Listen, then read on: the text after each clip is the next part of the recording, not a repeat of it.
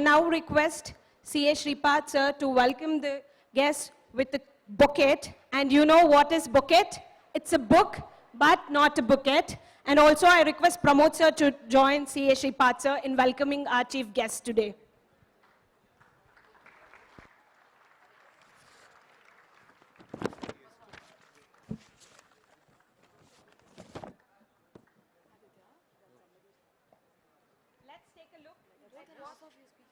Judges are here today. Rags, founder Project Step 1, a non-profit startup helping India fight COVID by providing free telemedicine access to COVID-affected citizens in 21 states in India. He's an active early stage and angel investor for many startups. He's also co-founder and trustee of Sri Ramanuja Integrated Rural Development Program, which is working on rural development projects in 16 villages in Pandavpura Taluk, Mandya district. He co-founded KickWell in 2011, a pioneer in digital healthcare in India, which was acquired by Practo in 2015. Rags has over 20 years of experience in technology and startup industry. A computer science graduate from MS Ramaya Institute of Technology, Bangalore, Ragavendra started his career as a programmer, working on many mission-critical global products. Born in Bangalore in 1975 to father late Sri T.R. Subramanian, a businessman, and mother Srimati V. Sushila, a retired bank employee, he was always a meritorious student and went on to complete his engineering in computer science from MS Ramaya Institute of Technology. He excelled in co-curricular activities like debate, creative writing, skits and drama during his college days. He was also a keen amateur ham radio enthusiast who would rig up his own equipment and antennas. He has received several awards for his work during COVID via Project Step 1. They are Karnataka Rajyotsava Award 2021 in the category of Social Service, Republic Day Award 2020 from Government of Puducherry, Amazon Web Services City on Cloud Global Award, the Advocate Award by CII, IWN, CII Karnataka and Young Indians, UNICEF and Rice Foundation Award, CSR Health Impact Award 2021 by IHW Foundation. While work is his biggest passion, he loves to travel. A marathon runner, triathlete, and a passionate biker, he loves to explore the country on his motorcycle. Ladies and gentlemen, Ragavendra Prasad TS, Rags, founder Project Step 1.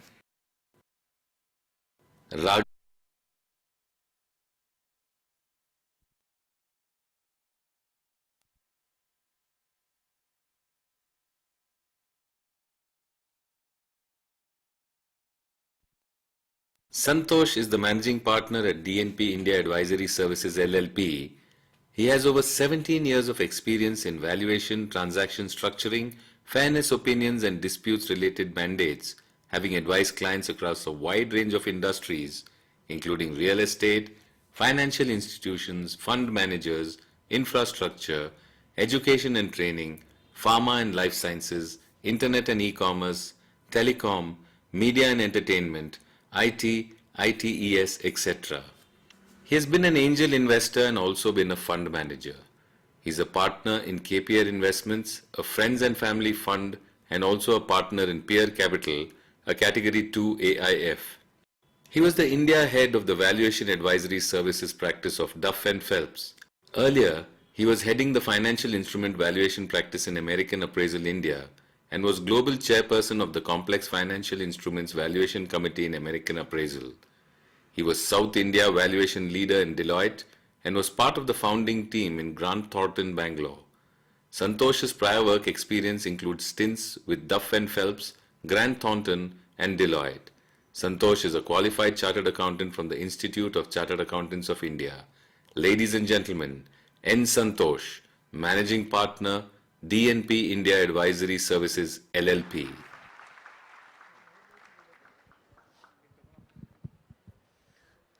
Rules for Shark Tank. The dress code is formals. Kindly adhere to the dress code. The timings for each pitch is 5 plus 2 minutes. Strict adherence to the timings is appreciated, and the same shall affect the evaluation of the team. The maximum slides that can be present in the presentation is 5. The presentation, the physical copies of the presentation, if any, can be bought along with the team to submit to the Sharks on the day of the conference, that is today. Thank you. Without further ado, let's call upon the first team, Deepali, Gaurav and Aman from Suresh & Co, CA final students and aspiring entrepreneurs. Let's hear it for them.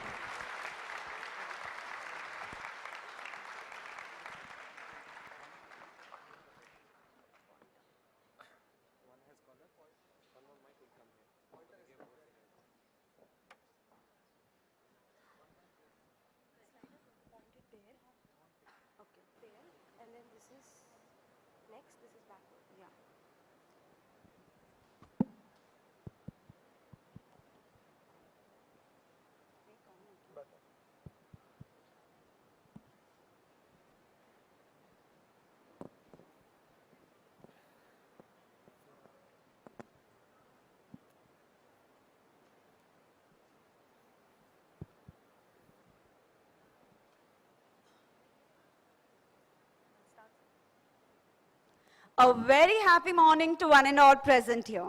Myself, Dipali, and my teammates, Gaurav and Aman.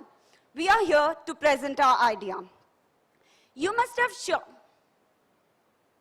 Just a second.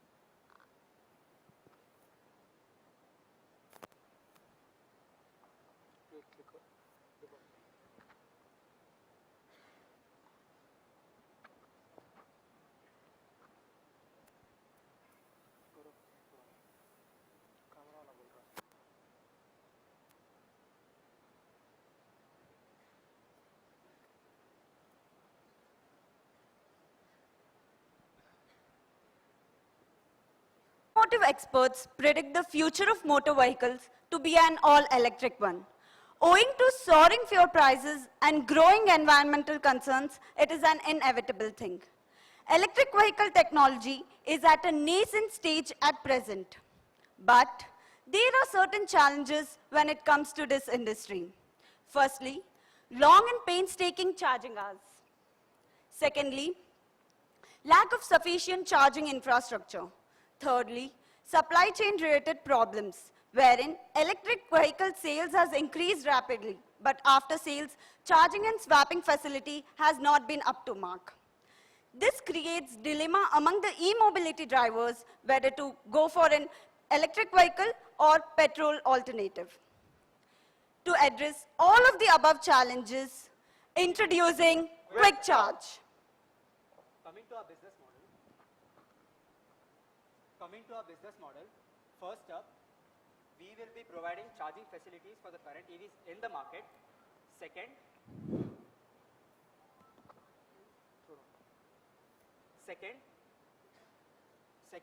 for current and upcoming EVs with swappable batteries.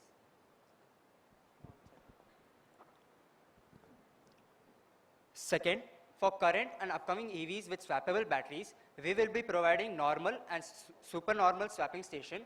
And third, for EV OEMs which haven't developed their battery yet, we will be manufacturing batteries for them.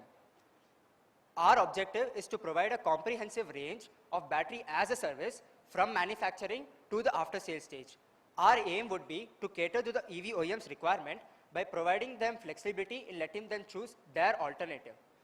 Additionally, I would like to say that with respect to battery manufacturing, we plan to use nickel as the base element as it provides higher energy density at a greater storage capacity at a lower cost compared to lithium which is currently being used in the market. Also, lithium is expected to be depleted by the year 2030 considering its current production and usage, whereas nickel reserves are 21 times more than the lithium reserves in the world. So coming to execution phase. Okay. Coming to execution phase, Quick Charge will be collaborating with real estate builders, tech parks and apartments to build its super swapping facility, and also it will be renting spaces from cafes, local vendors to install its charging and normal swapping facilities. Coming to our key features, incremental billing. Quick Charge will charge its customer on a proportionate basis. For instance, if a rider comes with the 30% of the battery and swaps with the 80% of the battery, he will be charging only the differential part. that will be 50%. Navigation future. Quick Charge will be providing a software facility through which riders can navigate the nearest swapping facilities. Range of facilities. Now, Quick Charge will be providing a range of facilities to the EV OEMs, ranging from setting up a battery manufacturing plant and to install a charging network. Advanced technology. Quick Charge will be using nickel as a technology to manufacture its batteries. Okay, coming to our revenue projections, we have expected, our expected revenue will be from 43 crores in the year 2 to 419 crores in the year 5. And we are expected to have break even in between year 3 and 4. And our major sources of revenue will be ranging from charging stations, battery cells, swapping facilities, and carbon credits. Coming to our incentive schemes, we have received grant from Infosys Foundation as land, wherein we'll be setting our assembly unit. We have also received funds from Indian-centric research funds such as AERD and DEIT. We are also eligible for PLI ACC scheme initiated by Government of India once our revenue from battery manufacturing is generated. I just want to conclude saying that Quick Charge will be a one-stop solution for all your battery-related problems. We aim to provide our services in an integrated, optimized, scalable, and smart battery charging and swapping infrastructure across the city, fueled by sustainable energy. Battery running low? You know where to go. We have arrived at a valuation of rupees 100 crores using DCF methodology, and we would like to raise seed money of rupees 5 crore for 5% equity. Thank you.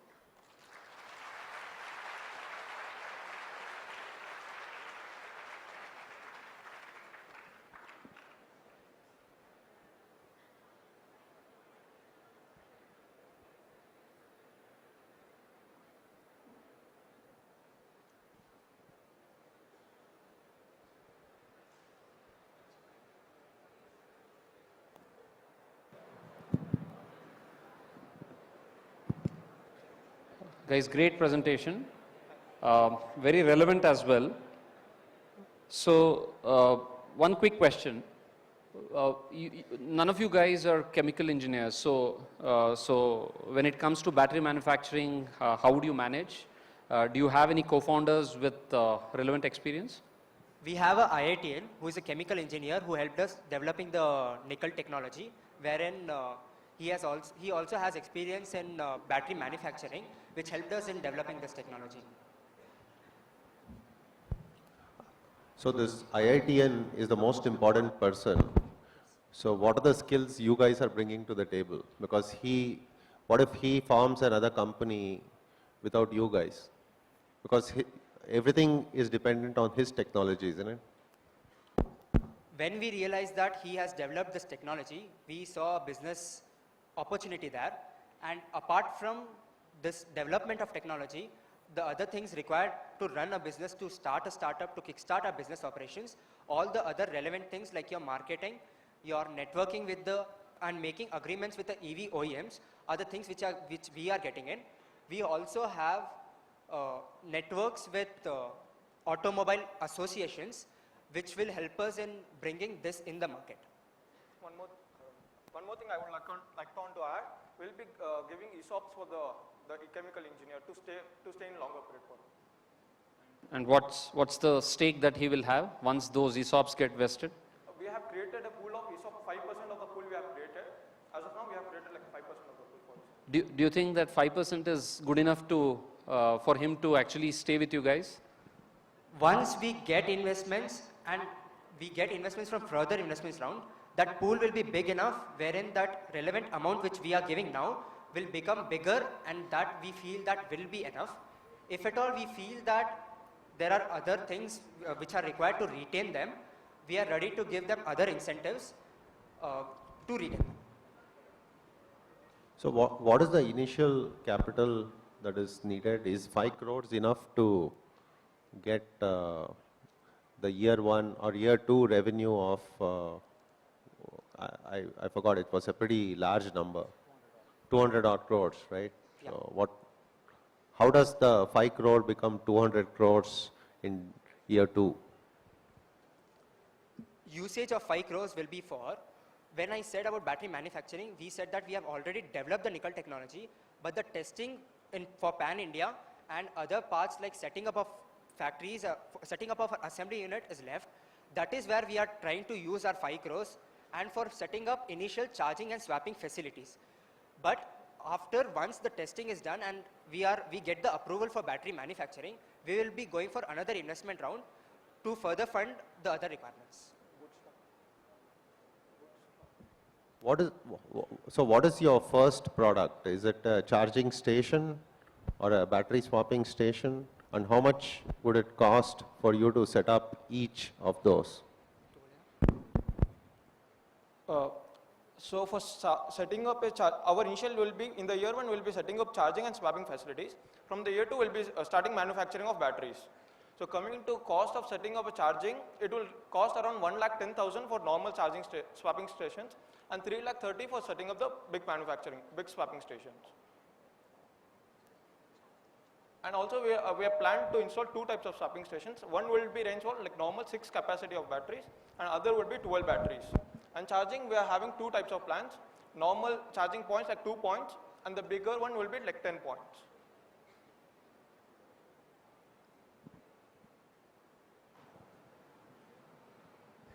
Why would OEMs even work with you? Because, as far as they are concerned, battery is a very key aspect of their product differentiation. So, most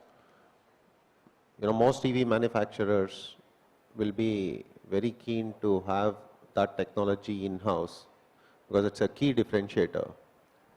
With respect to development of battery as such, lithium has been the only proven resource which can be used in the battery, but it is expected that the lithium reserves will wash out until the year 2030, and also using nickel in the batteries provide other benefits like it takes lesser storage space, it gives more energy at a lower cost, and with respect to cost savings of the OEMs, we have estimated that we will be saving 5 crores for each OEM if they come into agreement with us, taking after-sales battery costs into consideration. I would also like to add that the battery cost is around 40 to 70% of total electric vehicle cost. So if we take the initiative to provide the after-sales services, they just have to concentrate on manufacturing the electric vehicle and we will be providing the battery to them and charging and swapping facility. Actually, the space is quite crowded. A lot of I would say, auto ancillary industries are actually the traditional auto ancillary industries which were serving the conventional vehicles are actually have now moved to or shifted their business model to actually serve the EV industry as well. So, I mean, have you guys done the landscaping to actually understand where your competition is, at what stage they are, and because you're an entrant, you don't have any experience, past experience. So how would you actually take on the competition? And then there are big daddies there. So what's the quick landscaping that you guys have done? Yes, correctly. But what happening is, currently everyone is just focusing on manufacturing the EV batteries. No one is focusing on setting up the after-sale service, like setting up charging and swapping facilities. So Quick Charge will manufacture the batteries and also will provide a charging infrastructure. Like there will be no problem arise after once you sell. Like you can take any EVs, you will be not finding the enough charging and swapping facilities. Coming to the competitive landscape, there are many players who have started battery as a service in specific, but we are bringing in unique selling propositions which will make us different from them. 2 things in this: range of facilities. First, charging, swapping and battery manufacturing. All the 3 are not provided by any of the current players in the market. And second, we are getting in nickel technology which uses nickel as the element, whereas other players are still using lithium in their batteries.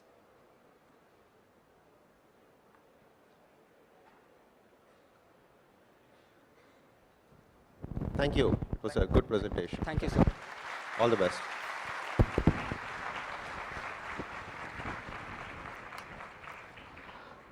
Thank you, team, for that wonderful presentation. Now I request team 2, Tribhuvan, Lokesh, Shreya. All the three are CA finalist student and have a keen interest in startup and investment banking. So welcome them with a huge round of applause.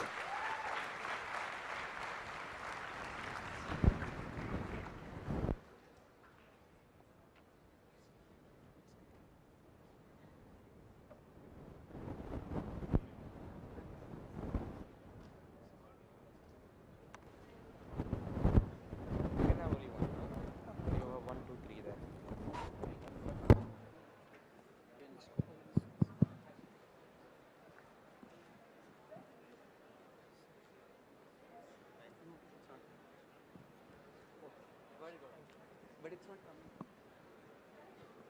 I can't. Can I have a mic?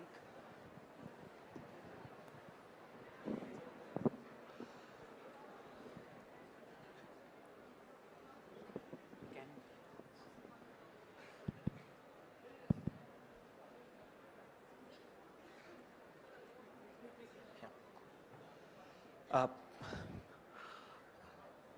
Hi everyone and a very good morning to Sharks. This is Tribhuvan. Hi, good morning. This is Shreya. Hi everyone, this is Lokesh. And we are the founders of Balanceo. So Sharks and the people sitting here, I am a CA article. During articleship, we have come across a certain set of problems which are not being addressed by a single accounting software or a package. So we thought, why can't we do something on our own? We came up with this idea, Balanceo. So Lokesh will help us understand how Balanceo works. Yeah, here we go. Balanceo is a cloud-based SaaS platform that will provide easy-to-use solutions to every customer, and it allows users to access their data anytime, anywhere using web browser. Balanceo will be developed using real-time image recognition technology, which is integrated with artificial intelligence and machine learning. So here Balanceo provides services such as bookkeeping, compliance monitoring, treasury management, as well as financial reporting. So Balanceo is a solution for the following problems. First problem, repetitive task of data entry. To tackle this, we automated the software in such a way that it automatically passes the accounting transactions. Let me explain how it works. When our client scans the document like invoices, bank statement, the real-time image recognition technology which is enabled in our software captures data like GST number, invoice number and all. Based on those data, our software will automatically process the transactions. So for the complete process, you can please refer handouts. Second problem is non-compliance with statutory regulations. To tackle this, our software gives reminders at regular intervals, as well as our software is enabled with compliance dashboard that will provide the current status of all compliances at one place. The third problem is huge sets of data and information. So we have seen entities incurring huge costs in obtaining financial reports like MIS reports. So Balanceo provides readily available reports and the data at users' fingertips. Lastly, we have tracking and maintenance of funds, for which Balanceo generates reports of trends depicting how the funds are flowing into and out of the entity. Moving on to our roadmap, we are planning to launch our alpha and beta versions in the year 2023, with alpha version having accounting and compliance features, and beta version having reporting features additionally. And we are planning to launch our fully functional product in the year 2024. Now let us understand our market. So Sharks, when we look at the market, based on some studies and researches conducted in the year 2020, Indian accounting market has a size of 9.67 billion US dollars, and which will be growing at a rate of 8.5% till 2027, which is really great. And Moreover, this has split between small, medium enterprises and large-scale enterprises. We at Balansio have a sweet spot for these small and medium-scale enterprises since it is occupying 70% of the total market. And just to let you know that our market is the global market, whereas we are currently focusing upon the Indian market. Our go-to-market strategy is as follows. So in the product development phase, we are adopting the Microsoft strategy and releasing alpha and beta versions as mentioned previously. We are tapping the B2B sectors like accounting firms and CA firms instead of the end users. So our customer acquisition cost is reduced enormously. For the product launch phase, we are going to adopt the market penetration strategy by penetrating into the market by offering 30 days free trial to all our users for all the services. Our accounting feature is free, so we are banking on the data rather than revenue from accounting. To talk about our competitors, there are various players in this industry like Tally, Intuit, Zoho, etc. But all these players are not providing all the services under a single roof, which Balansio provides. Moving on to our valuation part. Sharks, just to throw some light on our valuation considerations, as mentioned previously, we have a very lower CAC. Since we are tapping the B2B market initially and we are penetrating into the market with the help of B2B aggregators, CA firms and accounting firms. And we have a large scale potential for expansion and scalability. Let me explain this. So we have an option for expanding horizontally, adding new services such as auditing modules, etc. And we can scale vertically as well, like expanding into the APAC market, Middle East market, etc. So, and one more thing, we are offering a 360 degrees holistic product, which is not being offered by the existing players. And also Sharks, being our company being a SaaS product, it's very easy to Sharks for exit as well, since there are a lot of funds which are very keen to invest. And moving on to our projected financial data, we are projecting our sales to be around $1.83 million in the first year of our operations, which is financial year 2024-25, roughly around 15 crores. And we are also expecting that our customers' composition will be 50% paid and 50% unpaid in the first year of operations, which we are planning to change the composition to 90% paid and 10% unpaid by the end of 5 years, which is by the end of 31st March 2029. And our current ask for the day is $0.5 million USD for 10% of our company at a valuation of $5 million US. Thank you.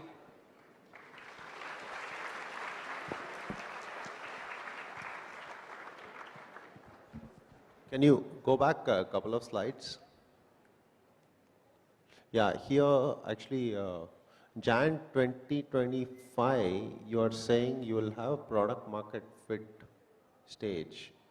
So you're taking close to 2 years just to prove your product, right? Is that correct? Yes, Sharks.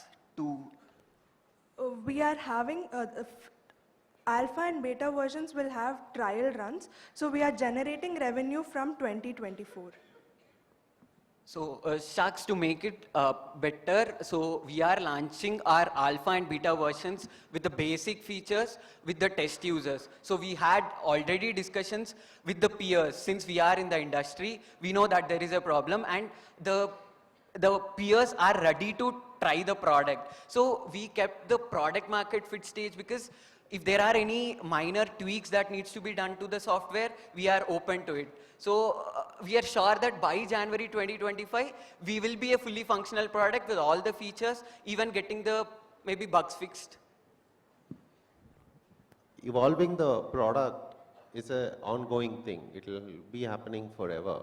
So a product market fit, you will say that you reach product market fit if you have launched something, even if it is one feature, which the market has accepted and they are willing to pay for it. When is that going to happen? So that's gonna happen during FY 24-25, which is around April 24 to March 25.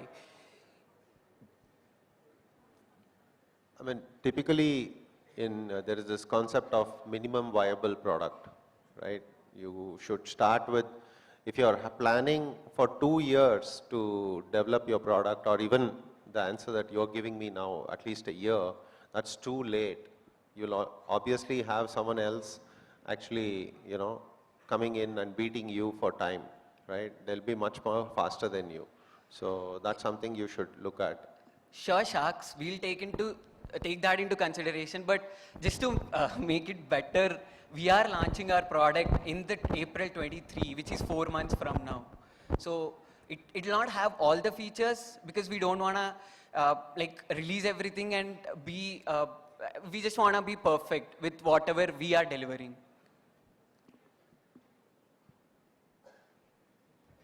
Yeah. I'm sure you guys do understand that this is a very sticky business, right? I mean, once customers comes onto your platform, they would, I mean, unless your product is very mediocre, they would actually stay on your platform for maybe ages, maybe decades. So with the existing products or the existing platforms, that would have already happened. Many customers would have already been on those platforms. Their data is already on the platform. Why do you think that a happy customer with a Zoho or a happy customer with a Tally would actually take all the efforts and pain to actually transition their data onto your platform? So are you only looking at maybe the companies that will come up going forward, who will come on your platform, or also targeting companies which are already there? So our accounting is highly automated. So the clients, they do not have to manually pass the journal entries. So when they scan the invoice, based on all the parameters mentioned in the invoice, the software automatically passes the entry, which I'm sure we can't find it in our competitors. So that becomes our unique feature for which the customers might shift to our product. And moreover, we are not only offering accounting, we are offering compliance monitoring, reporting, treasury management, everything under one roof. And to answer you, Shak, and one more thing, so as we all know that QBO, India is shutting its operations from 31st March. So we'll have those set of customers where we can get in. And moreover, all our competitors who are presented here charge for accounting. So we are providing our accounting software free of cost. They need to pay for the next level of services, which is compliance, reporting, as well as the treasury management. So we feel the price point will be a differentiating factor, and moreover, we are highly automated. Go to a pricing slide. Can you talk about this? Because, this seems very low, right? If you have to make your business work with somebody just paying you 2,000 rupees per month, how will that work? Something like if you see Tally or something like it, we are getting that, like we will get at 10,000 like that. But here we are charging only 99. We are not telling it is not profitable. For example, to get profits, we may increase the number of users or you may increase the cost. We are focusing on number of users. When we provide all the services at one place, we will focus on getting the number of users. Not we are focusing on more margin, we are focusing on number of users more. And to make it more better understanding, we are following a penetration strategy. Since price is a key factor in decision making, we want to initially penetrate into the market, and then once a customer is so used to our product, we can actually increase the prices. And all the plans which we have mentioned, they are standard for 2 users. So more than 2 users, we can negotiate with the B2B sectors, the firms we are targeting, and negotiate the price for more than 2 users. Let's say on an average, you will have each customer paying you 5,000 rupees per month, right? To get 15 crores as revenue, which is what you're targeting, how many customers should you have? So we are projecting for the first year end, we are projecting around 7,200 licenses, out of which 50% is paid and 50% is unpaid, spread across our 3 plants. So this 7,200 number of licenses is at the closing period, which is growing, which will be growing at a growth rate. And how do you plan to, basically, on the technology side, all of you are with accounting background, so what would you do for the technology? Do you have the team in mind? Have you outsourced it? So Sharks, we are actually in discussions with our tech team. So, and we have people who are into this AI as well as ML technology. Basically, while during normal connects, let's say while as we are working, we have normal connects with respect to this tech sector. We have found people, we have spoken to them, and it is possible to do.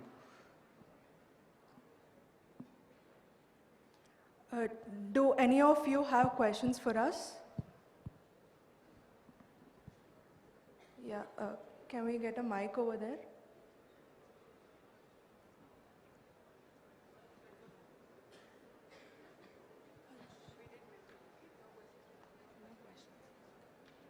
I'm so sorry. We can discuss later. Okay, thank you. Great presentation. Thanks. Thank you.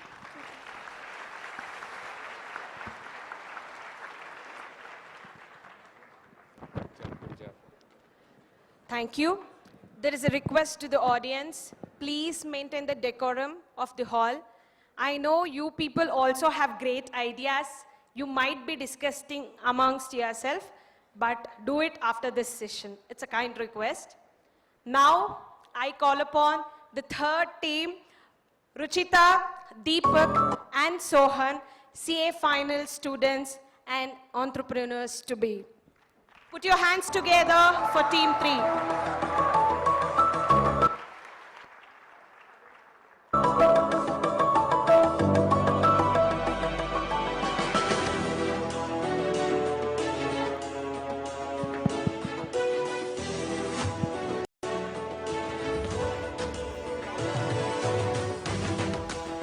Check. Check, check. Yeah, check. Audible? Is it audible, guys? Or is it too soft? You can go that side, no? Go that side, no?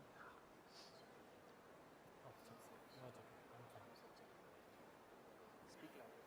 No, no, it's a little soft. It's audible. We have and mic.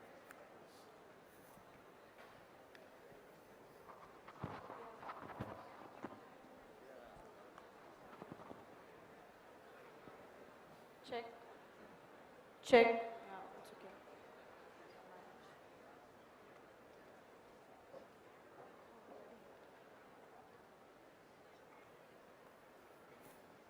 Okay, guys, just one. Can you all confirm if you can hear me? Or is it too soft? It's fine? Okay. So, hi guys. Good morning, Sharks. Welcome. So, before we begin with the presentation, just like a quick question for everyone here. Honestly, by show of hands, tell me how many of you actually work out here? Or, do exercise or anything? I mean, I do. Yeah, because I do too. Okay? And Sohan, since you're such a big fitness enthusiast, what material do you normally prefer to wear when you work out? I mean, handsome men like me don't even need to wear shirts while we work out. But yeah. Okay, that's also very true. But the fun fact, I'm going to give you a quick fun fact, okay? Because 65% of the activewear industry uses polyester. Let me give you a picture as to why this polyester is polyproblematic. First of all, it's just horrible. I think he means for the environment, because about 31% of the waste that is generated globally it relates to polyester waste. And out of this total waste, only 8% is recycled, which means a whopping 600 million tons of polyester waste goes unrecycled in just 1 year. So the t-shirt that you wear for your 5-minute workout takes around 500 years to decompose. And let's not forget, your low-cost, heat-resistant fabric also stinks. Yes, Not to go into the gory details, but the fabric does not absorb the sweat completely, which leads to the growth of smelly bacteria. But don't worry guys, because we found the perfect solution for you.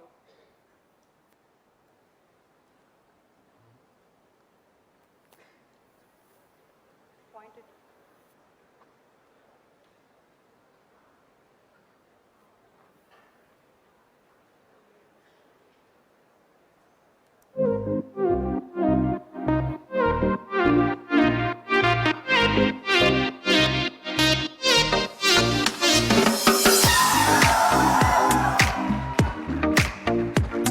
So introducing to you CoFits, a greener, cleaner alternative for your activewear.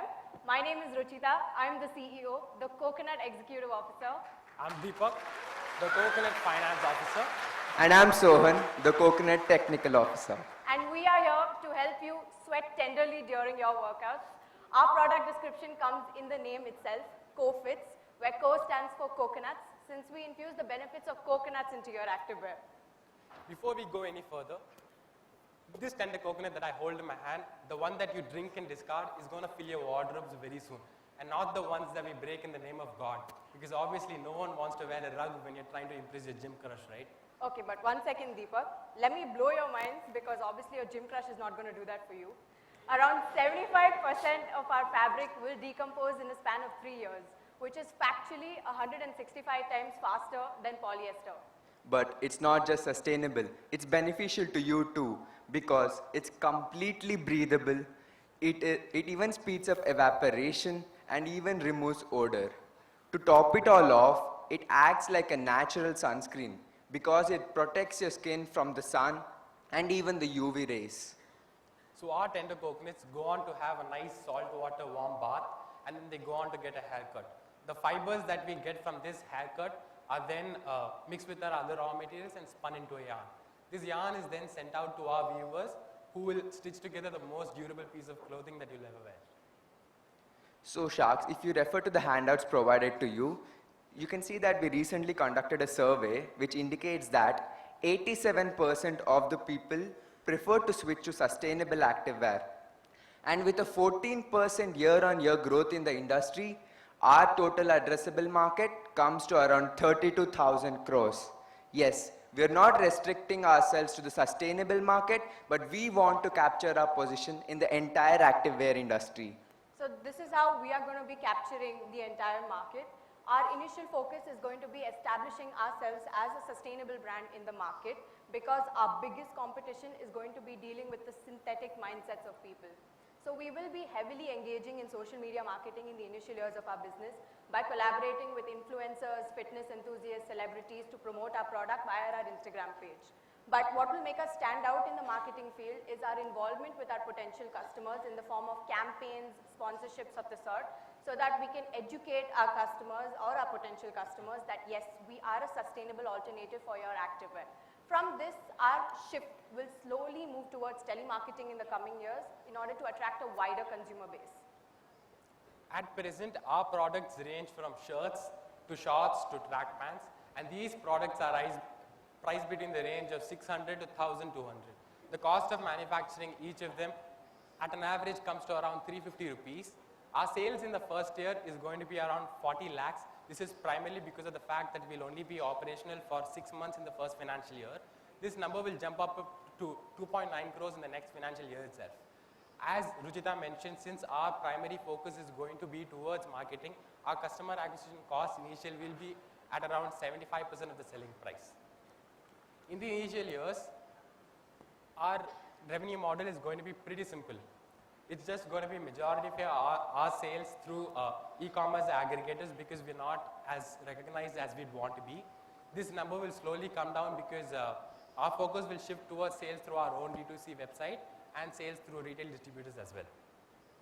So Sharks, here we are offering you a deal, a chance to be a part of the bigger, better, brighter future. So we are here to offer you a 10% stake in our company CoFits in exchange for an investment of 1 crore and of course your value-added mentorship. So Sharks, who's ready to crack this coconut business with us?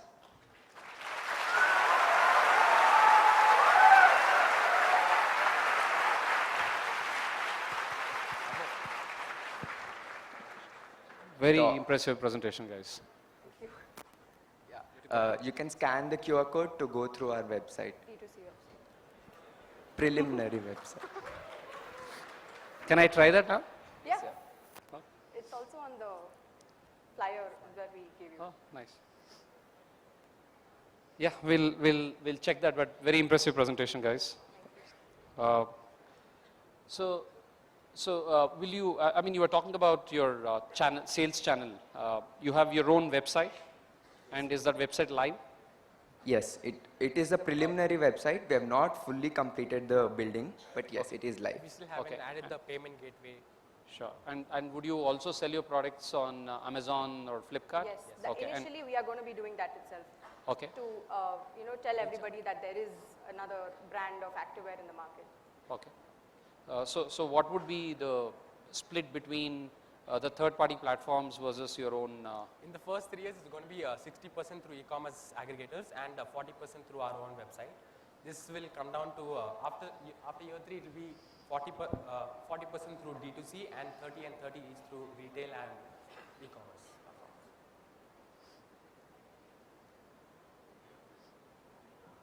What will be your first product and how far away are you from actually releasing that? Because one question all of us will have is, will this fiber be soft? Will it be really having all the characteristics that you're talking about? The best proof would have been if you had already got one, but how far away are you?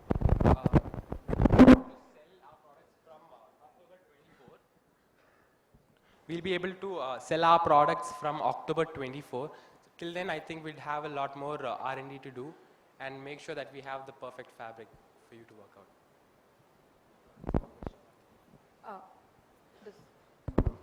Yeah, the softness, actually, when it comes to that, there is actually a company in the US that has established this. There are products, they've been selling these products, but there is nothing on the eastern part of the globe that has ventured into this business. So That even establishes our product market fit in the same place as well, because they've already established a well-known business. So is, if it retains all the characteristics that you're talking about, will it be as cost effective is the other question, right? Because you get, activewear starting from 100 rupees, right? So what will be your price range and, how will that contribute to, you being able to sell your product? Yeah, so initially our cost of production is at around 350 per unit. This is considerably high when you compare it to probably even 3 times as much as what it is in the normal activewear industry. But this is because we are just starting out. We don't have the scalability to reduce the cost of production. But I think this number can jolly well come. Our gross margin can jolly well come up to 75% in a matter of few years.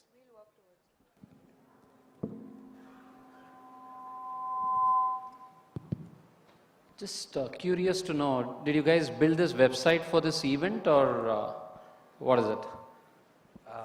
Initially for the event. Initially for the event, but we are also looking out at Okay. as an actual opportunity.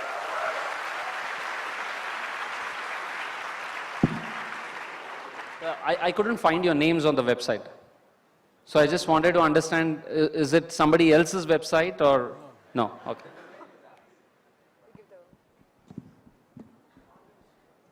Yeah, the domain that the website has is in our name itself. You can see the name. I think the key risk in your business is the actual product itself, right? So everything depends on how much proof you can establish that you can actually manufacture that product. Even if you had the yarn of that to show us, then that would have been one step towards having that proof.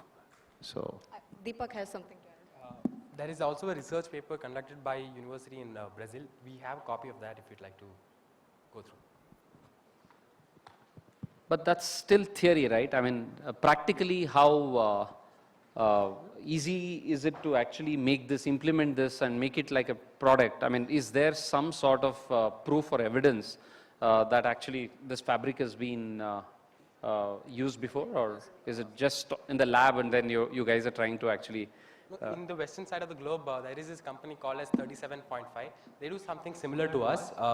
So they've already manufactured manufactured this fabric, and they're also selling it. They've been doing it for quite some time now. But they only focus on B2B side of it. Why don't you buy yarn from them? And is that one of the that will eliminate a key risk for you, right? The thing At least is, to the raw start with. material for this thing, we can very well procure it from our country itself, because there is, raw material is in abundance. So we don't have to worry about the whole beginning portion of the manufacturing process. Plus, this manufacturing process, we are going to patent it here. So we'll have sole ownership over the manufacturing process for now. Okay, thank you. Thank you.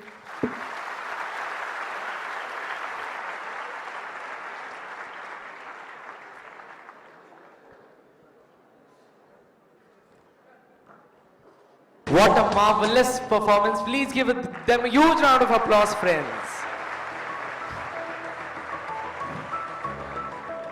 Now put your hands together for team 3. Dhruv, Lokesh and Charvika. Put your hands together for them.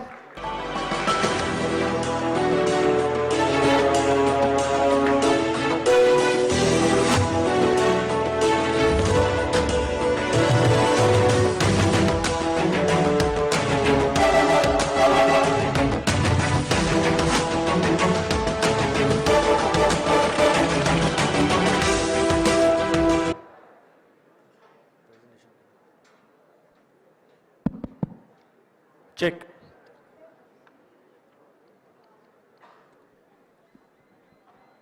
Hi everyone, can I get your attention for 5 minutes please? Before that, I will ask a question, give me a cheer if you agree with that. How many of you want to get rich? That's all. Give me a louder cheer guys, come on. For you, have you ever felt that your friend is trading and you don't know how to do it? And you have felt jealous. He's been flexing, okay, I bought this call and I've made 2K today. And you're like, bro, how to do it? He's like, I'll teach you, come tomorrow, we'll discuss. You want to learn that? Louder. Yes. Louder, guys. Yes. For everyone, I present LIT.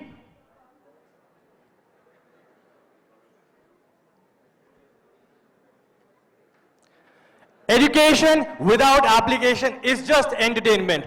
Happy morning everyone, my name is Umesh Parik and today I along with Charvika Rathod and Dhruv Bajoria present you LIT. What is LIT? LIT means Learn, Invest, Trade. It's an integrated platform which provides you holistic learning and implementation of the same. To go in detail, who are we as an organization and what do we want? As an organization, we want each and every individual of this organization, this country to be financially empowered and have knowledge about finance. For that, we have LIT. To give you a brief how the LIT software works, would you like to log into LIT website? Would you like to use the software? I'll give you a brief how it works. Imagine yourself as a user. You log in or you sign into our website. You go, then you have a self-evaluation test. Why evaluation? Because we need to understand how much do you know about the market. And accordingly, according to the assessed results, we have a perfect curated course through our Lit Academy. Then you have two options, either to invest your money or trade. For invest, why invest? Through invest, we learn the power of compounding. You know Warren Buffett, I don't have to talk about him. You learn the method of wealth maximization. Through Invest, we are tying up with various existing players who will give you an option through our app to invest in their platforms and build your wealth over a period of time. Now let's talk about something interesting. That's trading. You want to learn it, guys? Give me a cheer. Louder. Through trading, we are presenting a trade simulator. What is this trade simulator? It's a simulator with a real-time data using Litcoins. Litcoins, what is this? lit coins are the coins will mitigate the whole risk. Actually, what you're learning through a lit academy, you can apply the same in the trading simulator and use that. Your risk, zero. And you can later on be a professional, be a solid player and invest your real money. Thank you so much. Now over to Chavika. Now, let's talk about what our business model looks like. Firstly, what are we bringing to you at your table? LIT provides an integration of learning and application to the market of financial markets. Who can use LIT?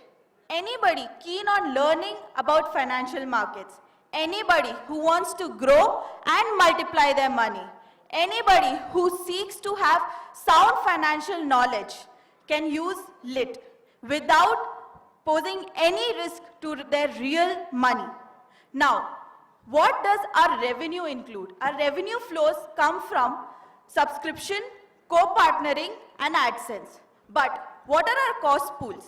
It involves acquisition, development and maintenance of our app and website, marketing, human resource, which will include our LIT educators who would come and impart their financial knowledge.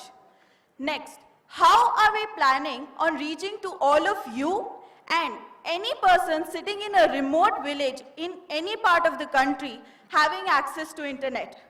It is through social media marketing because it is at the tip of every person. Second, referral programs, affiliation. Then, tying up with educational institutions in their skill fests.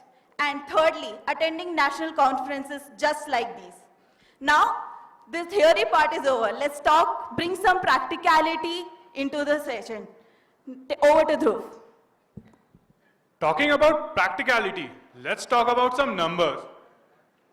As we speak, right now, there are more than 11 crore Demat account holders, and it is increasing at a massive scale of 32% per annum. India is a growing country.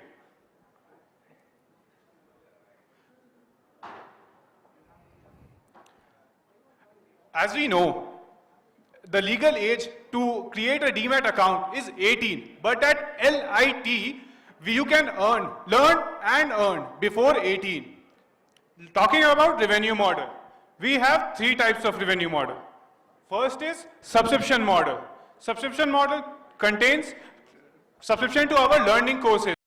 It constitutes of our 31% of total revenue. Second is co-partnering. Co-partnering is nothing but partnering with different fund managers and investment partners. This holds 18% of our total revenue. Third is AdSense. AdSense constitutes of a major revenue portion. It holds 51% of total revenue. Now I would like to talk about revenue cost estimate for 3 years. Year first, we will be incurring our major cost on app development and marketing. We estimate to attain the break-even point at the end of year 2. In year 3, we estimate to attain a profit of 18%. Over a span of 5 years, we estimate to multiply our profit to 36%. Our customer acquisition cost is 150 to 160 rupees per customer.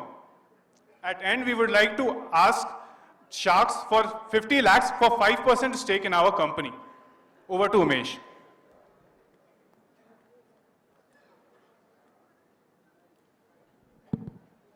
As a company, we are on a mission to make every individual, when I talk about every individual in this country, means a tech-savvy individual sitting in a metropolitan city or an old man sitting in a Lucan corner having an internet connection can access to our app and learn about the financial knowledge. Thank you everyone for listening to us. Thank you so much. As you guys are readers, because all of us are CA students, we have bookmarks for all of you, and for the Sharks, we present LED goodies. Thank you.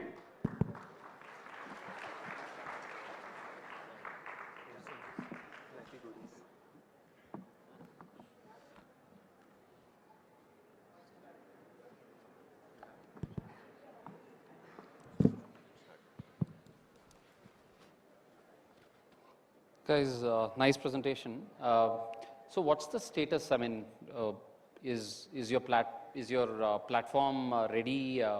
Alpha, beta? What's the status?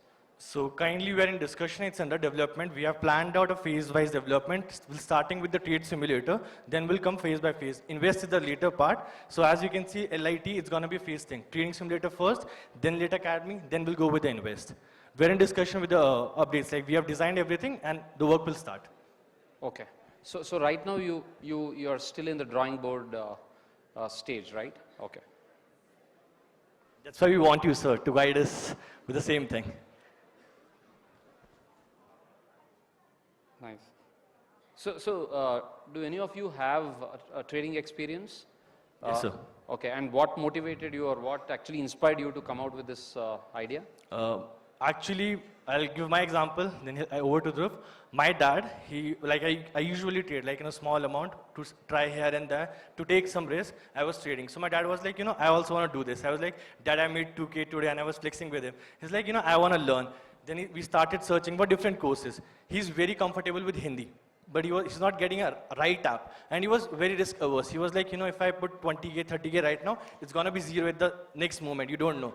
That's why I'm like, okay, a 45-year individual, my dad wants to learn about trading. He's interested. He can also go with that. Even with my elder brother, he wanted to also try this thing. That's why we are like, why not try this? Thank you.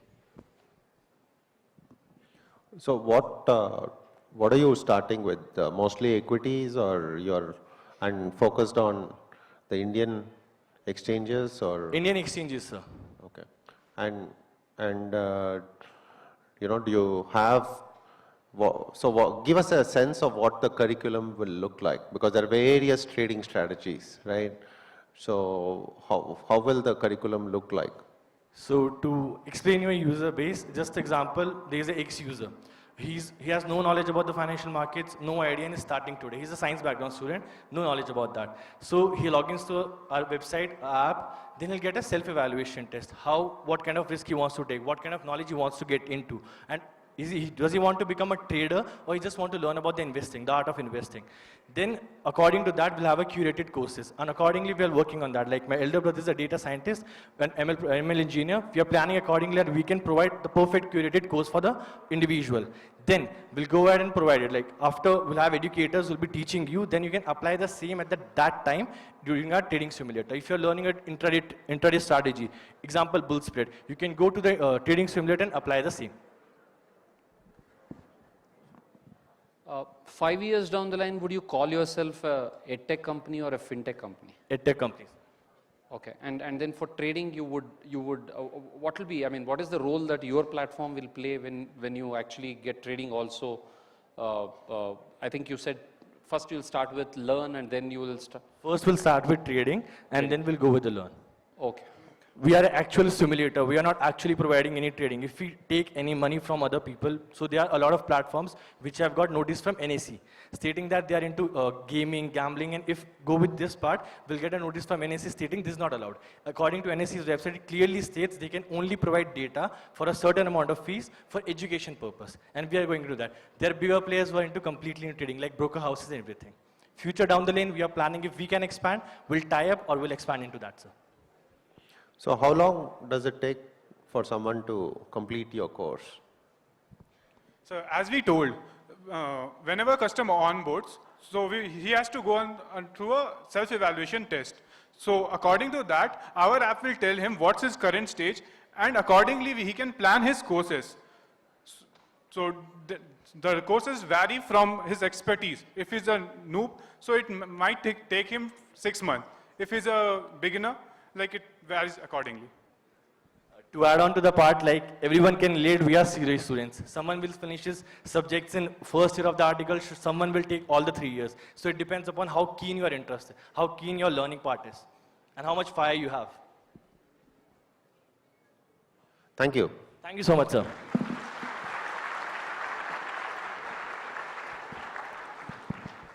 Thank you. Now, I call the final team, Shelly Agarwal and team on the dais.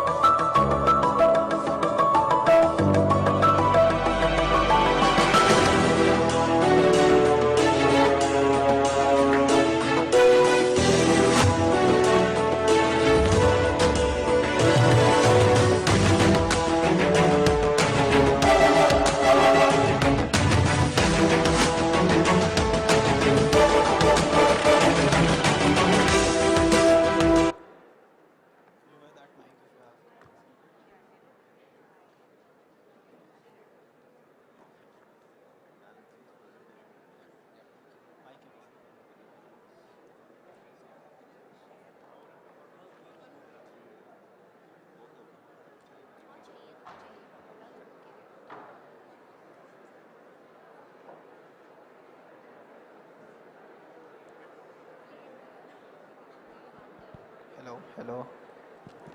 Hello.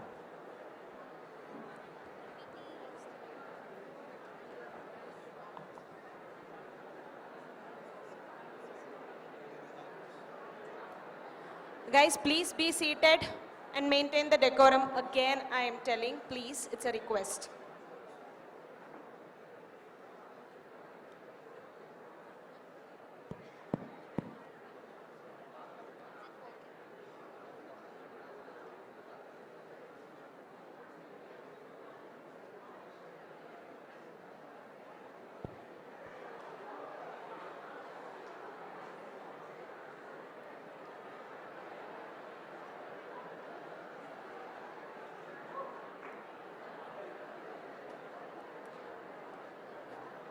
Yeah, yes.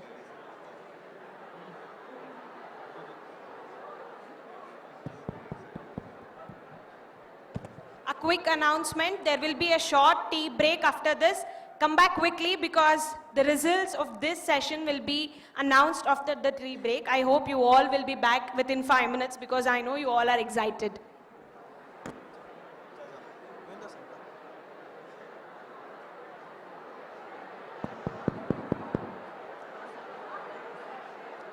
Guys. Ah, my stomach is aching so much, Shivang. I didn't have any meal yesterday. Shelly, why do you do this? Have some food, macha. Yeah, you won't understand. I live at a PG, and you live at your home, and the food there is awful. It's better to eat not at all than to eat that. Arey, orders, do Swiggy, Zomato, order food. It's so expensive, and I'm sick of eating pizzas and burgers every day, Acha. You know what? My mom, you come to my home. My mom is cooking rasam rice, and that is fantastic. You like it very much. Yeah, I actually really like coming to your home, but every time I come to your home, I feel the urge to eat homemade food even more. And it makes me remind me of my home even more, yeah. Guys, do some of you share this feeling? I mean, when you are, so a lot of us in Bangalore are students or working professionals who are staying away from our home. So do you have a similar feeling that sometimes you want ghar ka khana and you don't get it? Among the many memories that we have, one of the most important ones is of food. I remember aloo ka paratha made by my mom every time I remember food. Food is a very essential part of our inner self. It is not just what it tastes, and it has a lot to do with the hands that make it. Indian food can be divine, and home chefs have a role to play in it. And that is why we don't like the chapatis made by chapati maker, do we? Food carries with it stories, emotions, memories, and the ingredients of self in it. What's your comfort food? Close your eyes. Can you smell it? Hi, my name is Shivang. Hi, I am Shelly. We both work at Goldman Sachs. And We present to you One Last Bite from home to heart. One Last Bite is a food tech industry-based startup which focuses on providing healthy, nutritious, homemade food to the people living away from their homes.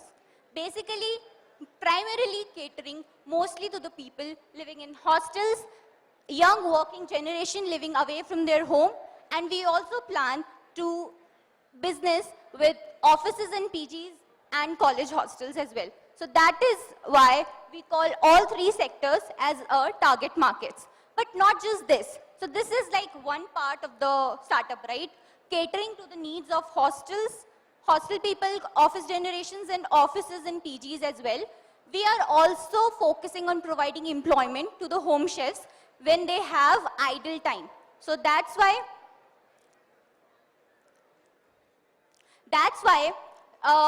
basically we are catering to two parts of the generation. Not only providing employment to the home chefs, but also catering to a very big problem of food in the country for the people living away from their home. Now, let us understand the competitive analysis of our startup. Basically, we, as a direct competition, we see My Khana and Uta Box as our direct competitors. And indirect competitors can be the likes of Zomato, Swiggy, restaurants, and everything that is providing junk food. Our quick no to junk food here. So let us understand how are we different from all our competitors and what is our USP. Number one is we will focus on providing homemade meals only. Only and only home cooked meals. Number second is fresh ingredient supply every day. To ensure the quality of food that is prepared by home chefs at their homes, we will be serving them fresh ingredients they will need for preparing the food every single day. Third, onboarding training. For onboarding the home chefs with us, we plan on providing them quick training to cater to the hygiene and quality requirements. Fourth, flexible working hours. So as to have fresh meals, we will be having an option of login time for the home chefs so that they are not cooking food in advance to cater to their demand. Basically, they will log in their time and cook fresh meal, and that fresh meal will be provided to the customers ultimately. Next is standard home meals recipes. So, for everyone, home is different. I come from UP, my home is different. He comes from Bengal, his home is different. The same recipe can be prepared in a different way in UP and in a different way in Bengal, right? So, to cater to the requirements of customers, we'll be focusing on what region they come from and what region the home chef is coming from. So, for example, if a customer requires Jain food, we'll make sure that the Jain food is prepared by someone who is Jain, is from a Jain community. So as to ensure that the needs are satisfied, okay? So there are two parts of it. People who are living away from their home need meals, okay? But there is another part. People who are living away from their home can cook also. So someone who is living in Bangalore needs a food of Delhi. But someone who is living in Bangalore can cook a food of Delhi, is from North India. So that's how we are utilizing the skills of regionality in Indian culture. Next is customization in rating system and basically partialism. We are supporting partialism in regionality by providing proper regional food to our customers. So guys, I'll just explain you what we are doing here in very simple terms. What is a cloud kitchen? So the cloud kitchen by definition means delivery without dine-in. So when you order food, but you don't go to restaurant and eat food, that is cloud kitchen. So how a traditional cloud kitchen works? You can see in the slide, you order online, it goes through a cloud kitchen, they make the food and it delivers to you. What we are planning is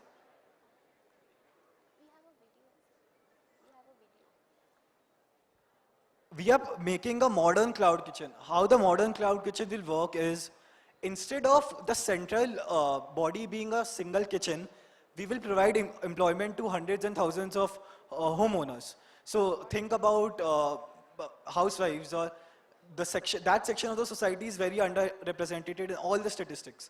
So we are providing employment to them, and they were creating more jobs. So now, let us understand why should one invest in our venture. Number one has to be that our values drive us. Indian culture is imbibed in all of what we are doing. Home chefs will prepare food which is driven by the Indian culture. And let's be honest, okay? In India, Indian culture is what usually sells. Number two has to be form versus flavor. In the current food industry market, there's a lot of experimentation being happening, right? We are experimenting a lot with the food, which is in a sense playing with the raw and root things of food. And we do not aim to do that. We are providing form in the best flavor, but it has to be home food. It has to somehow remind you of your home, and it has to be healthy so that you don't have to eat junk food on a daily basis. Number three is stable revenue projections. yeah. So speaking very broadly, the cloud kitchen market in India is not as penetrated as in US or China. So there's a lot of scope for penetration. Okay, so if we divide the Indian restaurant market into two parts, we go and dine in, restaurant market, and the delivery market. So the whole market is valued at around $13 billion. $13 billion is roughly 1 lakh crore rupees. And the cloud kitchen market is valued at $2 billion. That is 15,000 crores rupees. So I could go on and throw some stats on you or crunch the numbers. But speaking very broadly, we are catering to the 15,000 crore market, right? That's a $2 billion market, cloud kitchen market. What we are planning is that in a couple of years, if we can just go 5% of the market, 5% of the volumes. And for that, so the idea being the traditional, I'll just list down few startups. Rebel Foods, you must have heard. Rebel's Food is the world's biggest cloud kitchen company, okay? The company is valued at $1.5 billion. It has in 2021, it has a revenue of 800 crores and a loss of 1100 crores. What I'm trying to say, in the traditional cloud kitchen model, it's not able to generate a sustainable business. You cannot make profits out of it. That's why in our model, we will act as the aggregator and we are showing how we can make profits using a modern cloud kitchen market. So what we are asking for is 10% for at a valuation of 100 crores. So we are asking for 10 crores. The reason is that similar startups like Your Foods, Rebel Foods, My Khana, at the pre-seed level, they were valued similarly. So, yes, Sharks, add anything? So the last thing which I want to add here is that our motive is not only to provide food, not only to do business. Our motive is to bring impact. And that impact has to be brought when we are bringing self-reliance in the country. And that we are doing by providing sources of income to the home chefs of our country. Number two has to be a food tech industry revolution. Have you ever seen a spinach vegetable on the menu of any restaurant, or let's say on Zomato? Have you seen any green vegetable? We can see paneer, we can see chole, but can we see spinach? Can we see healthy vegetables? No. So that is why this has to be a food industry revolution in terms of healthy food. Number three has to be building healthy ecosystem. Now, we all know that health is the most important and diet plays a very important role in the mental and physical development of any adult. And we all are aware about it. But is the market serving our demand? No. The market is continuously providing us, let's say, convenience, let's say, good food. But is the food actually really healthy? I would say no. So that's how we are planning to bring impact, and that in a way sums our presentation. Last but not the least, I would probably like to say is that you roam anywhere, we learn and we live, but we return. And that place is called home. And one last bite is bringing home to your heart. Thank you. So before we close, we have a couple of videos we have made. It is our idea of what our app would look like. So basically what One Last Bite has two verticals. One app, that is the tech infrastructure, and there is a supply logistics. That is the raw ingredients we'll supply to homeowners. So can you please? Yeah. Shucks, Both the videos, one by one. Shucks, if you allow, can we play user experience video to showcase you?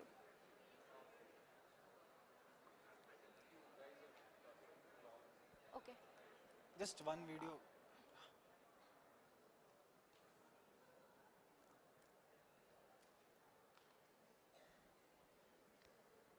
Basically, what we're trying to show is that to become a part of our app, to become a home chef is really easy.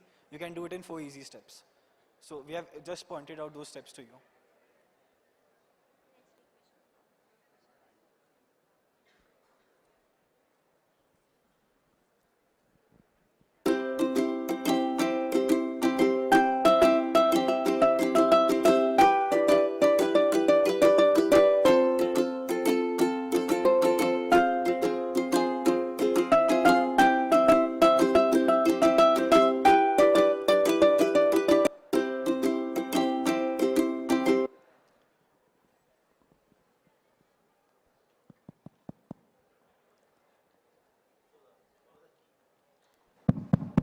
one of the uh, key to your app being successful is the home chef earning something reasonable, right?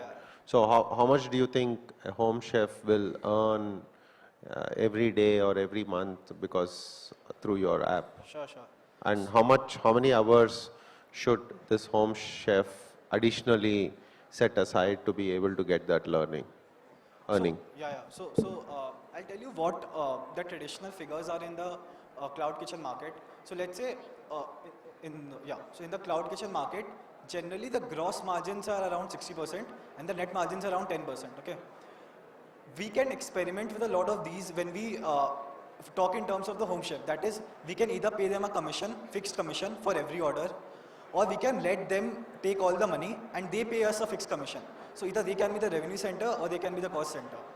So what actually the home chefs earn is a factor of a lot of things, right? How well they cook, what are the orders they get, where are they situated. But we cannot guarantee a minimum amount, but yeah, it's a factor of a lot of things, and we can work on various strategies, cost models, and I'm not talking about guarantee. What would you target that will be your useful earning to get a large number of home chefs on the platform?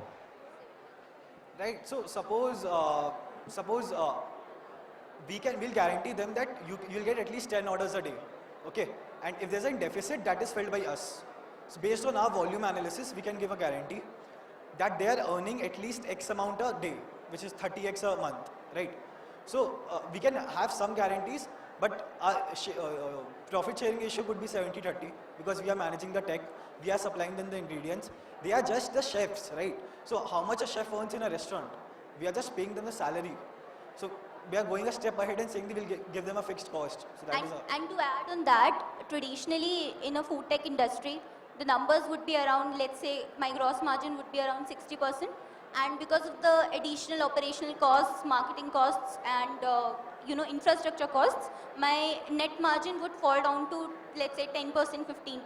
But since here we have a cloud setup, but a rather modern cloud setup, we are not really investing in tangible infrastructure. We are investing in home chefs basically. So our gross margins would be around 70%, but our net margins would increase to 30% because of the less costs thing. I mean, so you will know very well that the modern tech... I think we got the point. Thank you. Thank you. Thank you.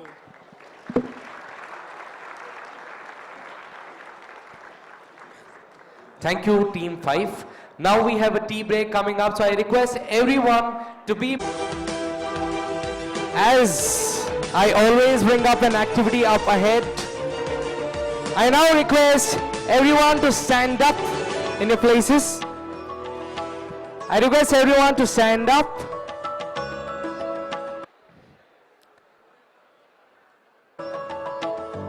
Now, first of all, before going any further, I request every one of you to tap your neighbors for coming up to the CA Students National Conference. Please give a huge round of applause for that.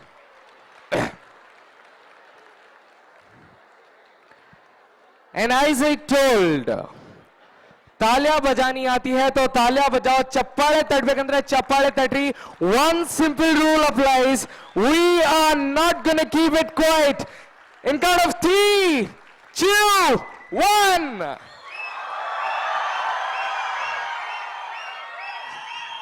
Superb. I request everyone to take your seats. Please be seated. Without any further delay, we have the prizes, winners in our hand. But before that, let's hear from the judges what was the session like. I request CA Santhosh sir to address the gathering.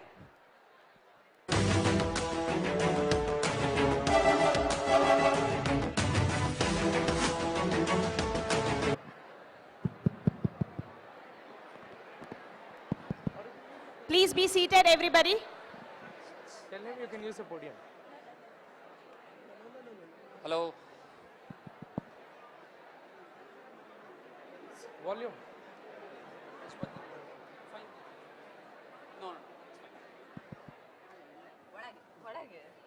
Hello.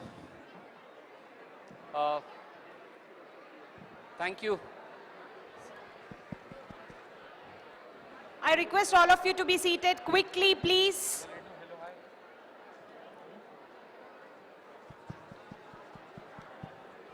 Quick, please. I'll do once. Hello. Thanks, Sikasa. Thanks, Kavita, for giving me this opportunity. It actually, I didn't. When I was a student, I didn't get opportunities to attend to similar conferences. I was not even. I mean, I'm not even sure whether these opportunities were there at that point in time. This was almost 20 years ago. It looks amazing that students today have this great opportunity platform to showcase their skills and also to learn from your peers, right? I mean, a fellow chartered accountant, and I actually look at you and I feel that you guys are amazing. The real, usually the preconceived notion is chartered accountants are boring. Sorry. That's most people actually think that way, and we are number crunchers. We always look at compliances, we look at regulations, and then we say what not to do, right? Whereas actually today I think at least the presentations were quite amazing, and the same CA students are talking about what to do instead of what not to do is a great step in the right direction. So maybe one piece of advice is actually let's keep the flag flying high. Chartered accountants, for whatever, at least they are looked upon for the professional, for actually keeping the professional standards high, ethics high. I mean, all these are fine. I mean, we can keep these things.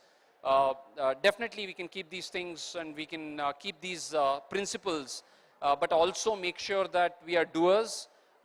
We are innovators. I mean, we are not known for those traditionally, most of us. But then I'm sure young chartered accountants, young CA students, maybe the Gen X, Gen Y, Gen Z, whatever you call it, maybe they can change the trend and make sure that we'll also be known for innovations, and we'll also be known for getting things done rather than doing things for others, right? Thanks. Thanks a lot. Great platform, great opportunity. I'm sure all of you would take away a lot from an event like this. Thanks a lot. Thanks again. Thank you, sir, for those wisdom words. Hello? Hi. I request everyone to please maintain this decorum. I now request Mr. Ragavendra, sir, to take over the dais. Thank you. First of all, I should congratulate the organizers for thinking about this event and having it. So congratulations, Kavita, and the rest of the organizing team for having this event. Because, you know, some of the brightest minds of our country become CAs, right? But CAs are not known to become the best entrepreneurs yet. But I'm sure from what I saw today, the next set of, I would be very surprised if the next few unicorns are not headed by CAs. So I'm surely very excited. So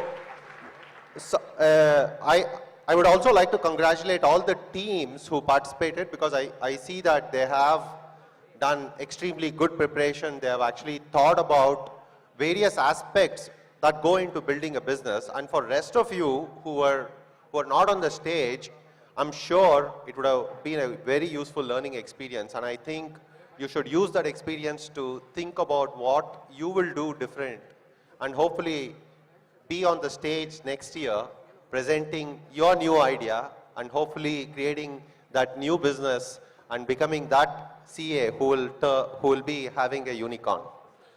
One feedback for all the participants is, seeking investment is always about, having as much risks in the business de-risked, right? Showing as much proof as you can. I know you're all students. This is not your full-time job. I think you've done extremely well, though, a lot of what you thought, presented today is out of your comfort zone.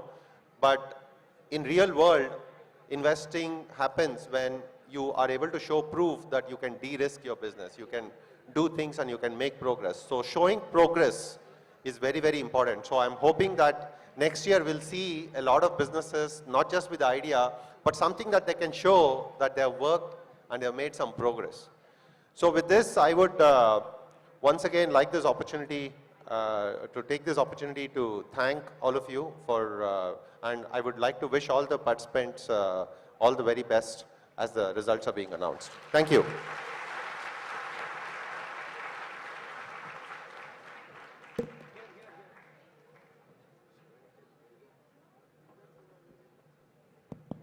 Are you all ready for the results? Are you all excited? Okay, hope you all had a great time. Lot of learnings. I think many of you had ideas, so you all were mumbling amongst yourself. Now that you have an idea, get ready. And the results are here. I call upon Aditya to announce the results. I request our judges to hand it over the trophies. Yes, Aditya, नाम तो सुना होगा. Okay. I have the results in my hand. Okay, I needed this silence. Perfect. Okay, the runner-up. Any guesses?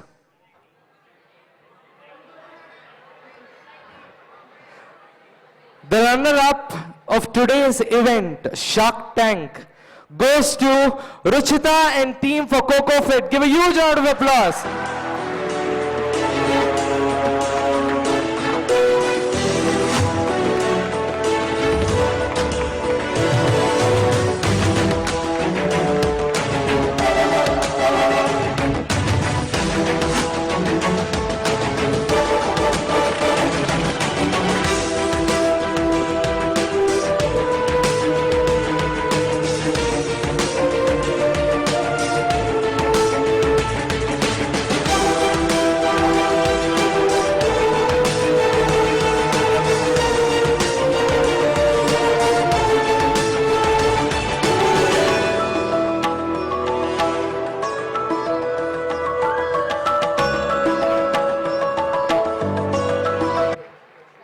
The cheer should not stop until they reach their places. Please give them a huge round of applause, friends.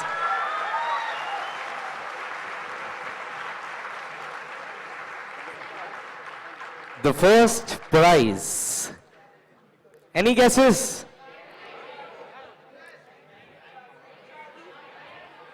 The first prize goes to Tribhuvan and team for balance show. Please give them a huge round of applause.